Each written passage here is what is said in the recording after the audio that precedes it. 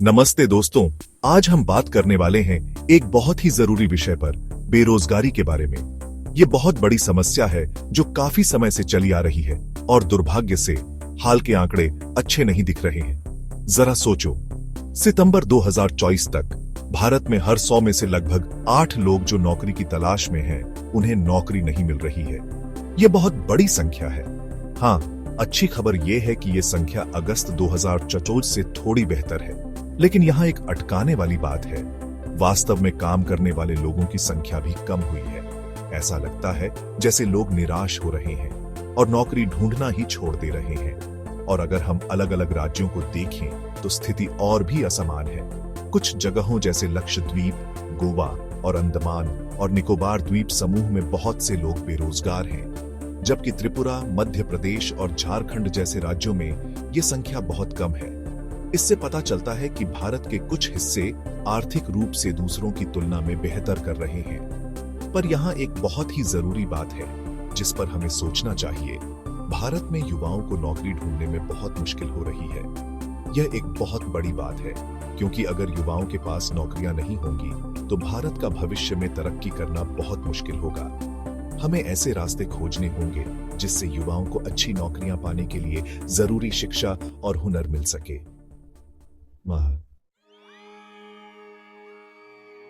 ठीक है, तो हमने बेरोजगारी के बारे में बात की, लेकिन वास्तव में क्या हो रहा है यह समझने के लिए हमें अनौपचारिक क्षेत्र के बारे में बात करनी होगी। आप जानते हैं, वो नौकरियां जो आधिकारिक तौर पर पंजीकृत नहीं होती हैं, जैसे शायद अपने परिवार की दुकान पर मदद करना या सड़क पर चीजें बेचना। अब भारत में बहुत बड़ी संख्या में लोग अनौपचारिक क्षेत्र में काम करते हैं। यह दोधारी तलवार की तरह है। एक तरफ यह लोगों को नौकरियां देता है, जो अच्छी बात है, लेकिन दूसरी तरफ इन नौकरियों में अक्सर पैसे कम मिलते हैं और लोगों को स्वास्थ्य बीमा या छुट्टियां जैसे लाभ नहीं मिलते हैं। जरा सोचो, भारत में हर 100 में से 86 कर्मचारी अनौपचारिक क्षेत्र में हैं। यह बहुत बड़ी संख्या है और इनमें से ज्यादातर व्यवसाय बहुत छोटे हैं, जिनमें बस कुछ ही कर्मचारी होते हैं। तो इतने सारे लोग अनौपचारिक क्षेत्र में क्यों काम करते हैं? देखिए, यह थोड़ा उलझा हुआ है। ऐसा आंशिक रूप से इसलिए है क्योंकि औपचारिक क्षेत्र में पर्याप्त आधिकारिक नौकरियां नहीं हैं। यह आंशिक रूप से इसलिए भी है क्योंकि अनौपचारिक क्षेत्र में एक छोटा व्यवसाय शुरू करना बहुत आसान है।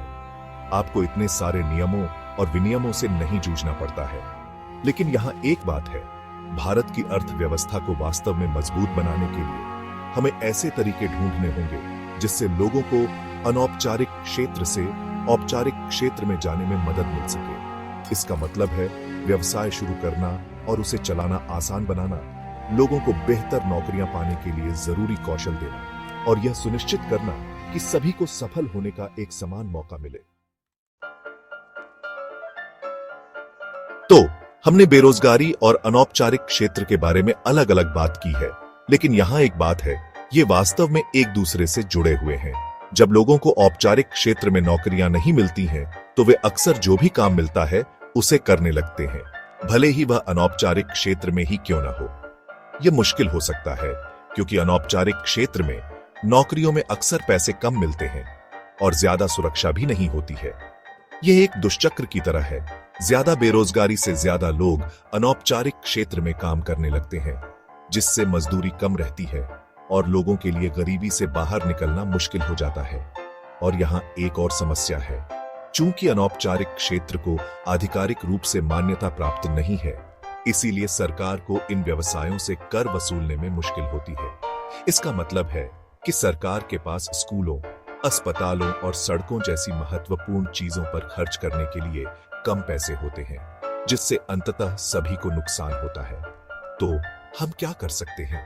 हमें ऐसे तरीके ढूंढने होंगे जिससे औपचारिक क्षेत्र में ज्यादा से ज्यादा नौकरियां पैदा हो सके और साथ ही साथ अनौपचारिक क्षेत्र को काम करने के लिए एक बेहतर जगह बनाया जा सके। इसका मतलब है शिक्षा और प्रशिक्षण कार्यक्रमों में निवेश करना, व्यवसाय शुरू करना और उसे चलाना आसान बनाना और छोटे व्यवसायों और उद्यमियों को समर्थन प्रदान करना। भारत का भविष्य उज्जवल है, लेकिन वहां पहुंचने के लिए हमें इस बेरोजगारी की चुनौती का सामना करना होगा। यह सिर्फ संख्याओं की बात नहीं है, यह लोगों के जीवन की बात है। तो हम ज्यादा से ज्यादा नौकरियां कैसे पैदा कर सकते हैं? देखिए, ये एक सिक्के के दो पहलू की तरह है। सबसे पहले हमें यह सुनिश्चित करना होगा कि लोगों के पास वो कौशल हों जिनकी तलाश नियोक्ता कर रहे हैं। इसका मतलब है शिक्षा में निवेश करना, खासकर व्यावसायिक प्रशिक्षण और तकनीकी कौशल जैसी चीजों में। कंप्यूटर, कोडिंग, इस तरह की चीजों के बारे में सोचो।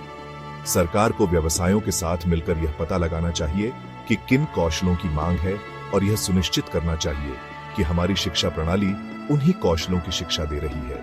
दूसरा, हमें व्यवसायों को बढ़ने और नौकरियां पैदा करने के लिए रास्ता आसान बनाना होगा। इसका मतलब है कि अनावश्यक नियमों और विनियमों को कम करना, जो भारत में व्यवसाय करना मुश्किल बनाते हैं। इसका मतलब यह भी है कि लोगों को अपना व्यवसाय शुरू करने के लिए प्रोत्साहित करना। कल्पना कीजिए कि अगर हमारे यहाँ ज्यादा से ज्यादा युवा अपनी कंपनियां शुरू करें और नई नौकरियां पैदा करें, ये तो बहुत बढ़िया होगा। देखिए, भारत के बेरोजगारी संकट को सुलझाना आसान नहीं होगा, लेकिन यह बेहद जरूरी है। अगर हम ज्यादा से ज्यादा और बेहतर नौकरियां पैदा नहीं करते हैं, तो यह भारत को अपनी पूरी क्षमता तक पहुंचने से रोकेगा। लेकिन अगर हम सब मिलकर काम करें, अपने लोगों में निवेश करें और ऐसा माहौल बनाएं जहां व्यवसाय फल फूल सके, तो भारत का भविष्य वास्तव में बहुत उज्जवल होगा।